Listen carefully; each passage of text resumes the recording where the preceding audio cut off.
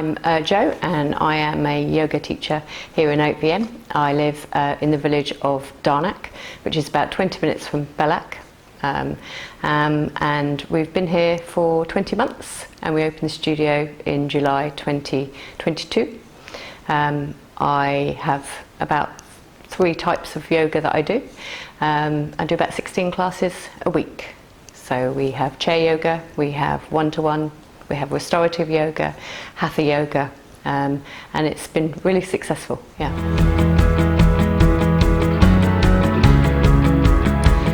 I love France. I've always loved France, and I brought hubby to an area other than Paris, and he really liked it. We were looking at Spain, and we decided we loved the greenery and the countryside, and we lost Dean's mum, and I had a couple of health scares. I was in a very pressured job as a child protection manager in Portsmouth, and we were going to do it about 10 years later, and decided to do it when Dean's youngest had finished her exams. So she gave us their blessing that we could go a little bit earlier, so we did.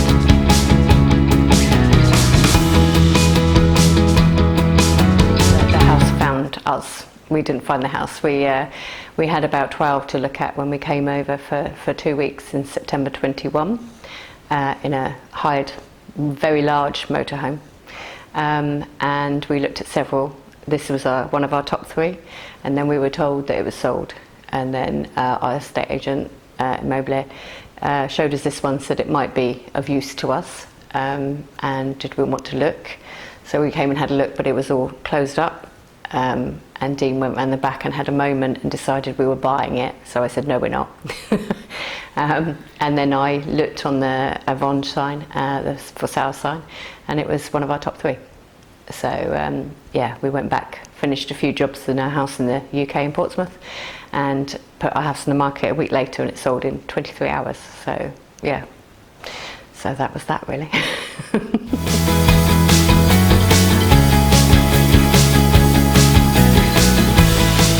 Really complicated, I'll be honest.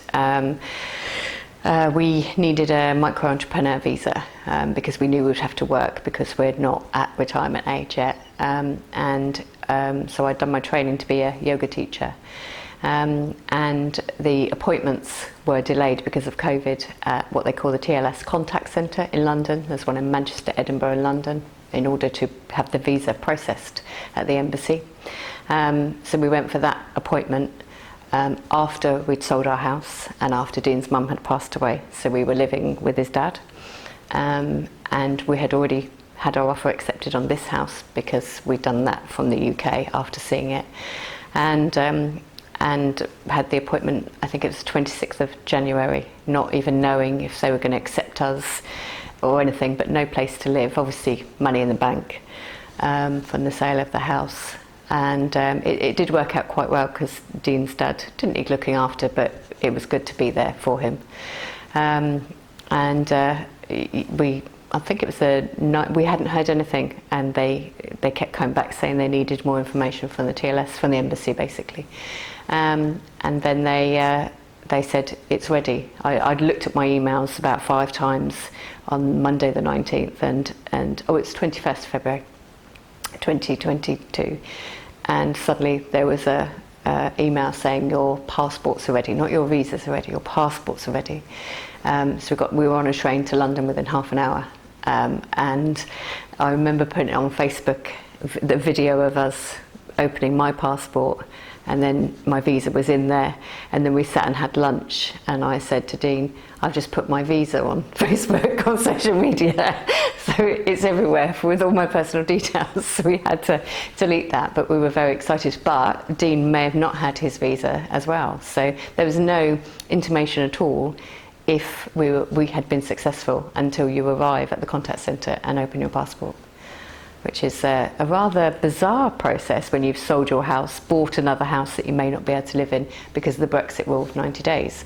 So we owned a house that was more than our dream, and somewhere to build a studio and land in the countryside in rural France, and yeah, that was how we found out, which is quite a bizarre way of finding out.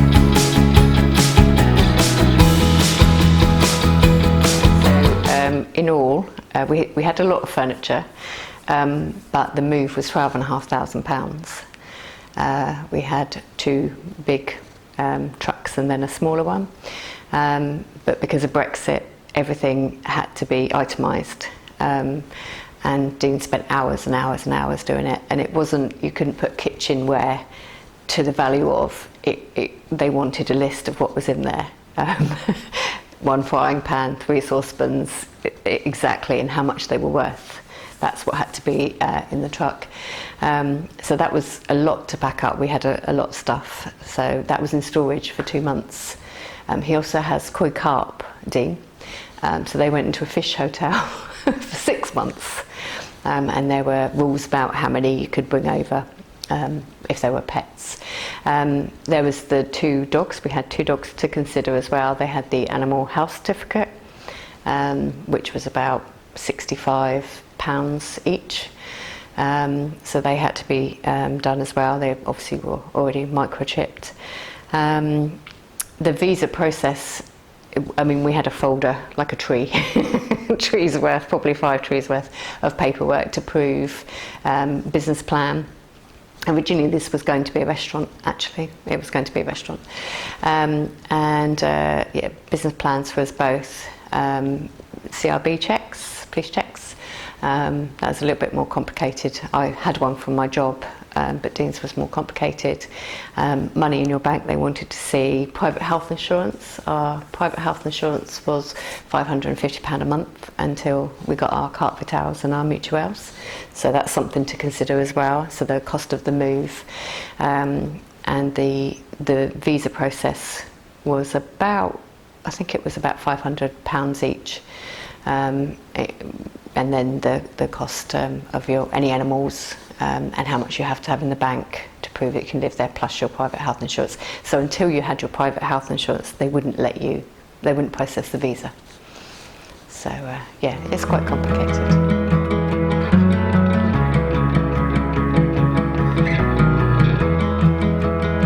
So we bought this house with about 1.5 acres of land up a bank, which was perfect for 4 roulottes or wooden gypsy caravans. We put in the planning for the yoga studio exterior. We put in planning for an above ground pool and the roulottes, and we were flatly declined for the roulottes because there's no urban plan in Darnack. So that can tell you that you can, because it's agricultural land. One of the other things as well when you buy a house with land is that they have to offer it to the farmers first, because I think it was obviously a field at some point, and that's bizarre because you're buying a house that suddenly land can be taken off of you.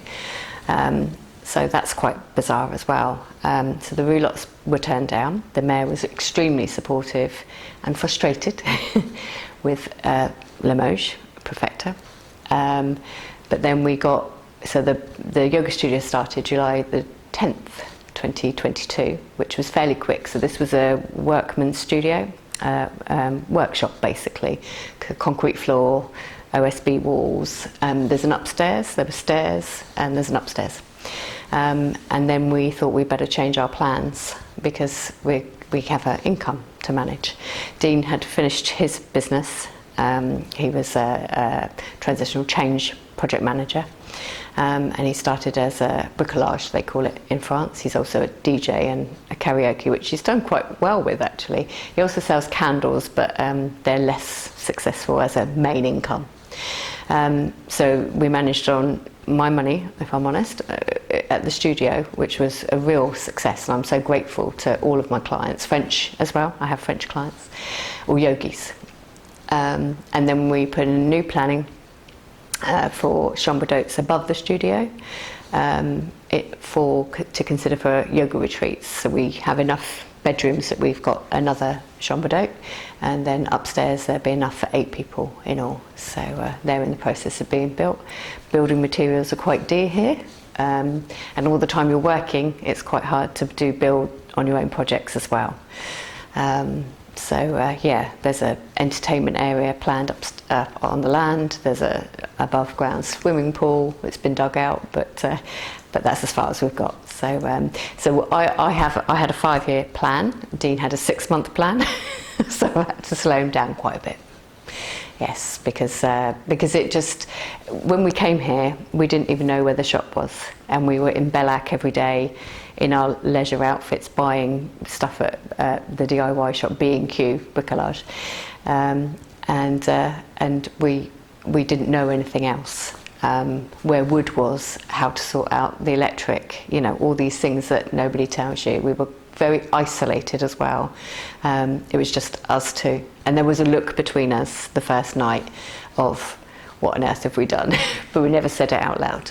So yeah, we've made some amazing friends who've been really supportive. So yeah, but even the heating system, we have an air source pump, which is fabulous.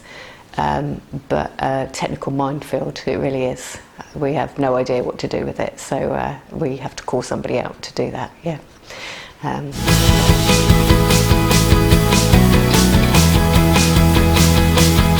So I started a journal as I finished my last day as a social work manager with a very large glass of wine.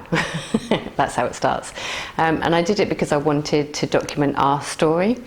But I did have it in mind that I couldn't find a post-Brexit Brits moving to France book at all. I looked very hard, and so I thought I'd document it. So I mean, we did the tunnel, we came over on the tunnel, and I had a chest infection, and I was really, really poorly, and we got a cleaner in because the house had been locked up for nearly 3 years.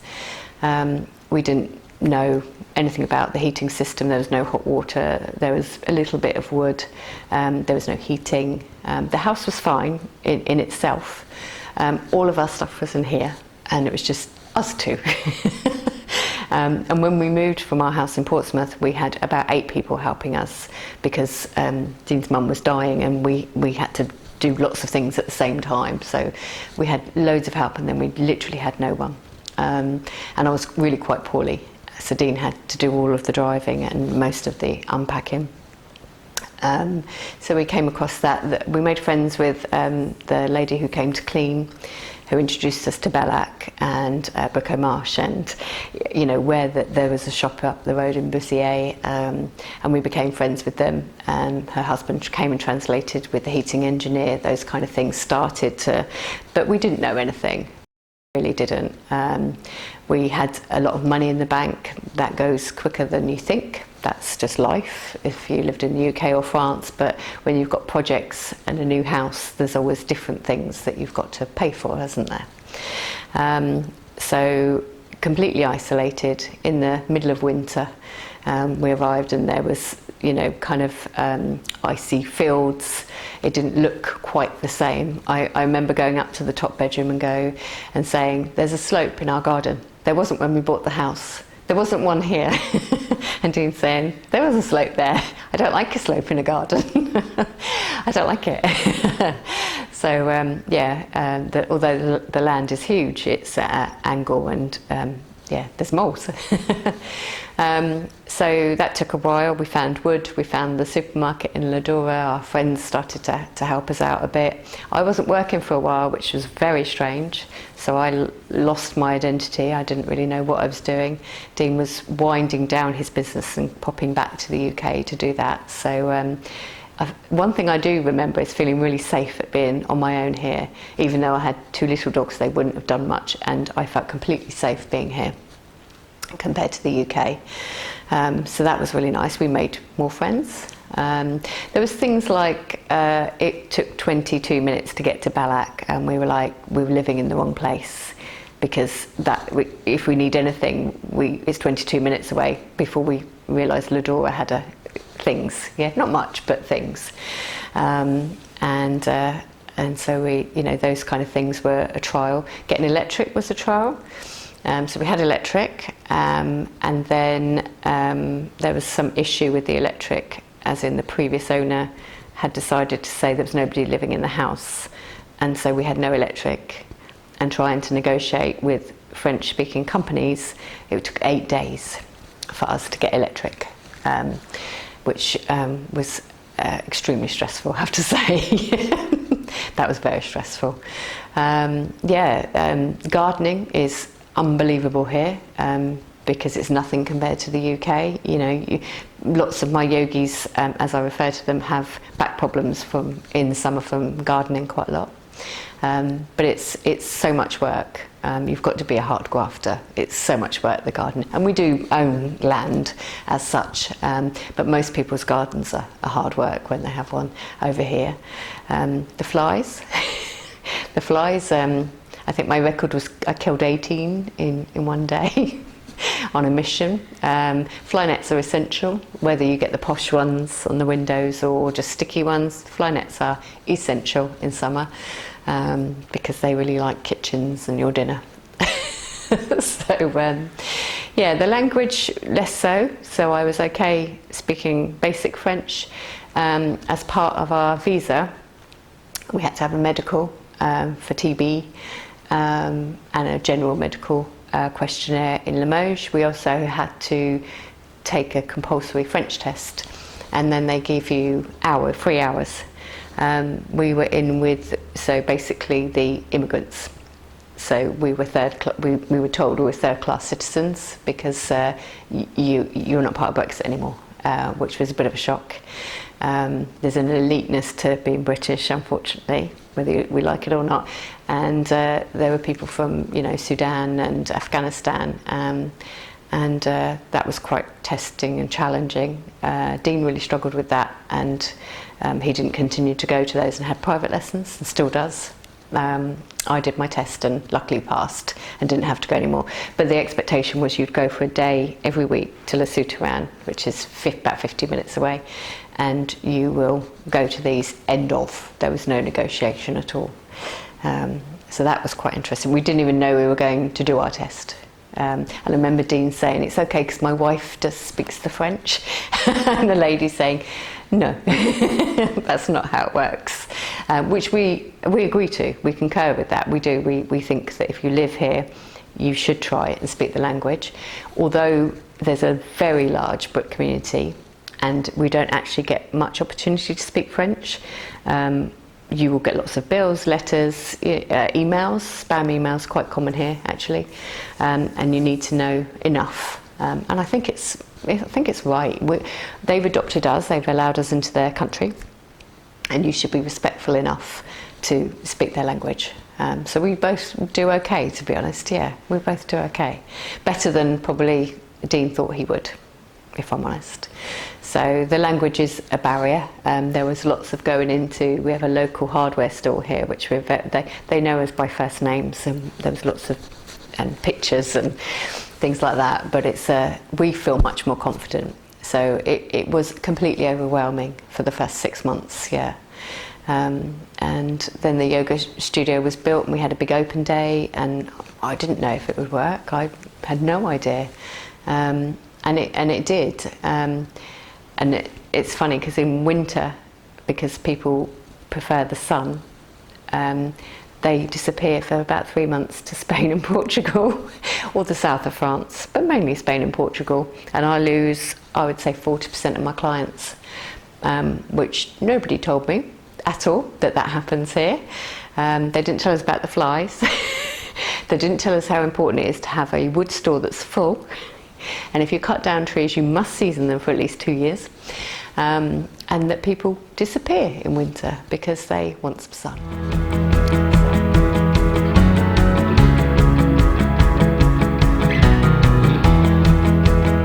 It's incredible. I mean, we have 2 Acer trees at the moment that have changed to a beautiful red colour. I've been putting it on Facebook. It's just stunning. The wildlife here is just amazing. We have deer in our garden. I've never lived in the countryside, so I didn't even know you had to clean a wood burner glass front until my friend told me. But we've adapted really, really well. I love the garden. I absolutely love it. The dogs love it. And it's incredible. I love the people. I mean, I think I've had 1 episode of a rude French person, if I'm honest, apart from at the Prefecture in Limoges. And I actually sometimes get a bit sad that there's so many Brits, because I would like to immerse myself more, actually. I love their traditions. I love how, what's the right word? Not rigid.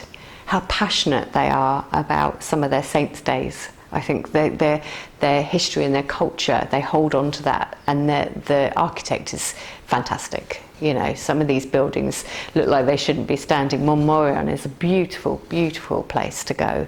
The rivers are beautiful. The weather, you know, I mean, I don't mind seasonal weather, but the wildlife on the countryside, it's amazing. It really is. And it, you know, there will be stressors, but it feels different out here, the stressors.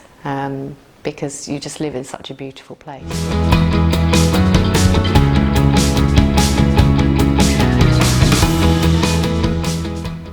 I guess the French paperwork, quite often people don't know what the bill is they're paying for. It goes around on Facebook saying, what's this bill for? And we just pay it because it needs paying. There's I guess there's quite a large here expat community of Brits, and sometimes it can be a little bit cliquey. It can. I think I'm quite lucky. I don't mind being here and doing the classes through the day, and I am always busy, so I don't tend to have the time to go and you know, meet with people. I'm not retired. I'm still working, so it doesn't impact on me as much, but there are some cliques that are less positive. I mean, our Mary is extremely supportive, but the Prefecture Limoges is really challenging. When you go and reapply for your visa, the lady refuses to speak English to you at all. We try and speak French, and she gets very cross with us. She's known as Dragon Lady. That's quite hard because it adds to the stress, and you have to physically go and do it. Get all your paperwork ready, pay €225 per person every year, and that is a bit frustrating, but we have to prove that we're not living off the state and that we're earning our living, so I accept that. I mean, the red tape is, you know, I don't know why we can't build 4 roulottes on our land. That doesn't make any sense to me at all. But at the end of the day, they have their rules, and we, you know, we're allowed to live here. So you have to go with that, really. Yeah.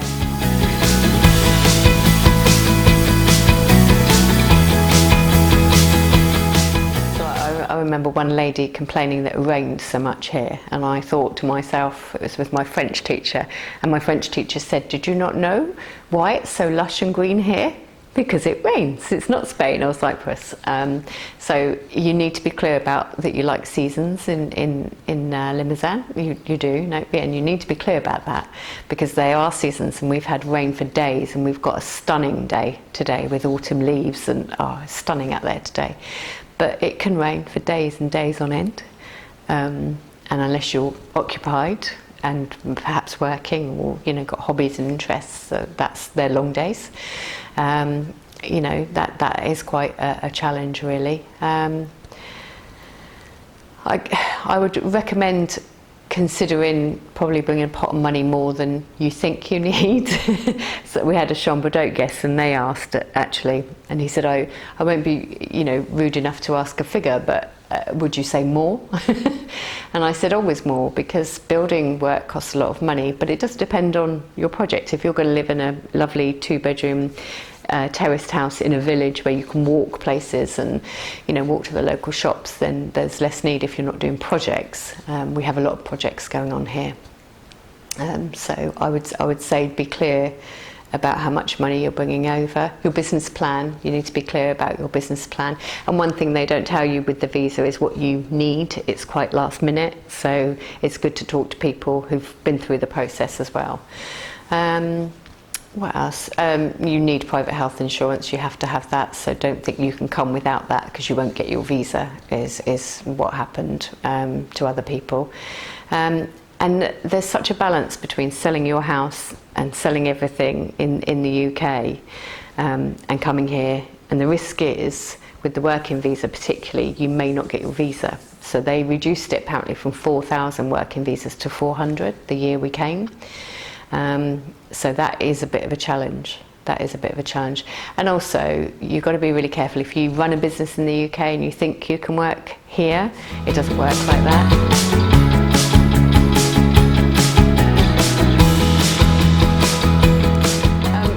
You have to have a serial number, that's the first thing, and then you have to register for your tax as well. You pay your ERSAF cottestations, which is your national insurance, and you can do that quarterly, monthly, so that eases the situation. Everything is online in that regard, so in some respects, although some things are quite outdated, some things are actually quite modern.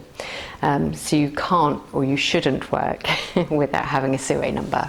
Okay, you will need a business plan in order to declare your business for your working visa, and you will need to consider advertising in French as well as English. So my main client base is English ladies, but I always do things in French as well, and I have a whole French class on a Thursday, and that was word of mouth.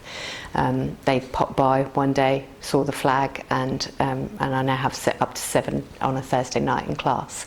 And I did make specifically a class at 7:30 after they finish work, because they finish at 7. So advertising is definitely the key of your new business.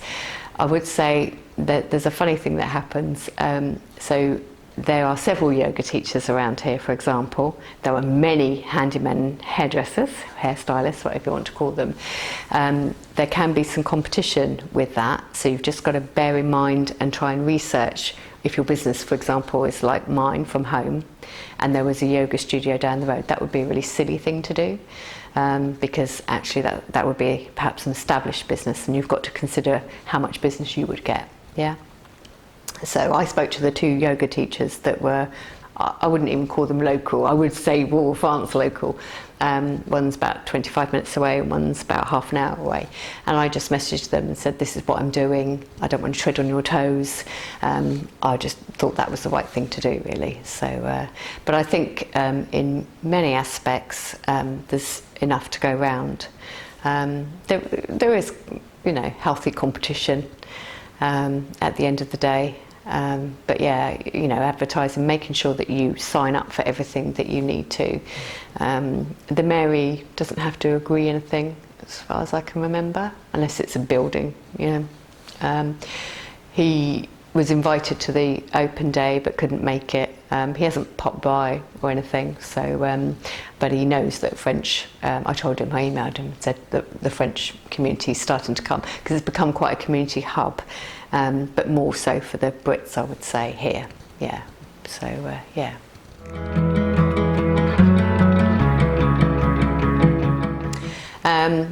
Well, technically it's a year by year kind of plan as far as the government's concerned, because we have to reapply every year for 5 years. So we've started to build 2 chambre d'hôte studios upstairs, no kitchens. They have a wooden bridge coming from the land across, which was approved, which I was very shocked at that was approved.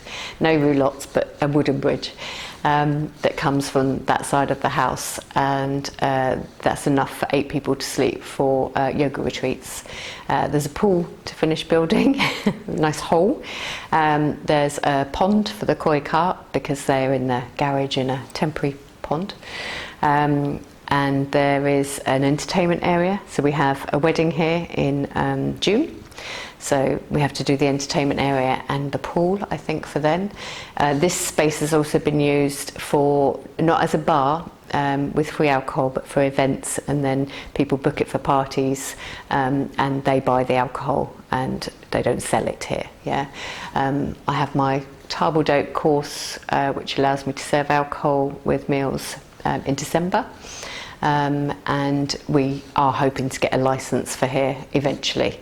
So there are lots of plans. We will have 3 chambre d'hôtes, potentially an event bar area as well as the yoga studio, and then a venue for events, weddings, yoga retreats, etc.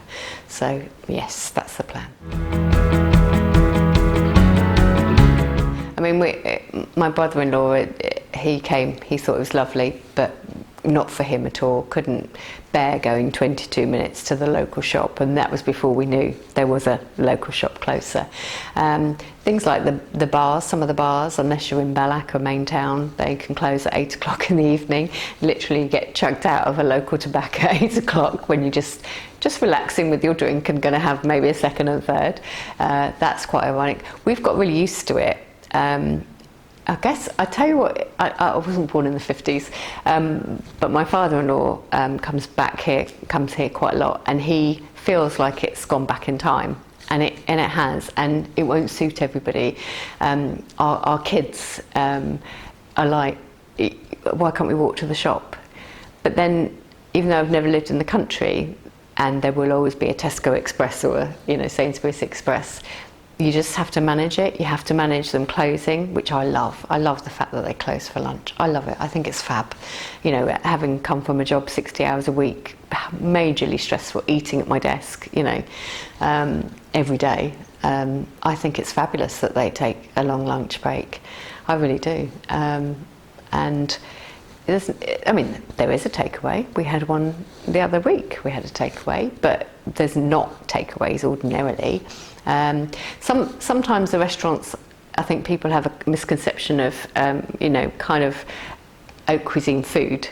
There's not a lot of that around here in rural France. I'm an ex-chef as well, and I was quite surprised by that. But you can do that in your own kitchen if you're that way inclined. So you have to be prepared for the shops to be shut. The supermarkets don't. So it has changed quite a lot in the main towns. It will rain. You may have a fosse. That fosse will need to be emptied. There's things you can't put down your sink, for example. You should speak some French. It's polite to speak some French, even if you don't want to learn any more than the very basics. The red tape, the bills that turn up that you have no idea what they are and you just need to pay, and never not pay something. Always pay it and then quibble if you're not sure about it, because otherwise you'll be fined, and the fines increase apparently quite significantly. You'll miss people at home.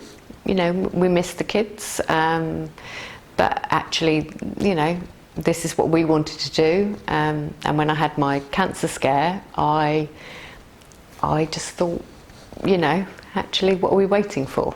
My job is rubbish and ridiculous, and I've put my life into that job, and I think I deserve something for me now. So you have to let go of it being a selfish decision, because it is a selfish decision, but not all selfish decisions mean that they're negative.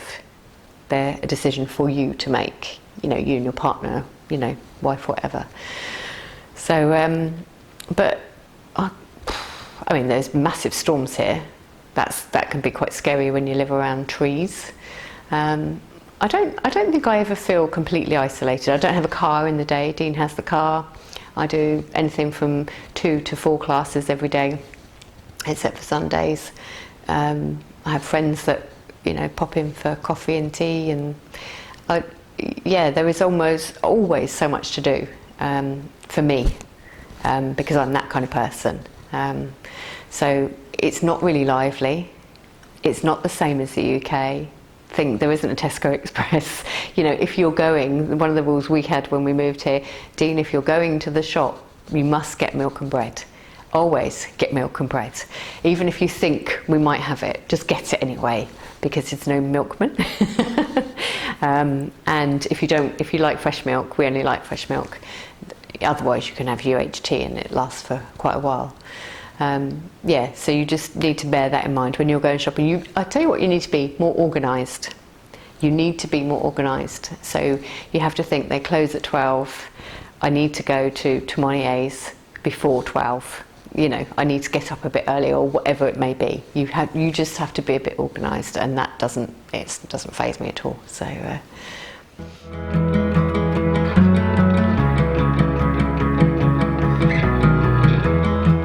So we didn't go out for about 6 months, seriously. And then when we were both working, we didn't go out either. I love Montmorillon. I don't know why I'm less keen on Bellac. I honestly don't know. I don't. Montmorillon is easier to drive to. It's a very pretty town. So I really like it there. I like Leclerc. Bellac has everything you need, if I'm honest with you, and apart from a lovely bar down by the river, I don't think I've seen that much of Bellac, and the library I've been to. We've been to Angoulême for a beautiful weekend, and then I think that's about it. Châteauroux we've been to, so we need to explore France more, but literally when Dean's dad comes over to help with the building, they're at it 7 days a week, you know, from 8 in the morning till 7 at night, so it's hard graft here. If we were retired, we could easily have just such an array of places to go that are just so beautiful. Yeah.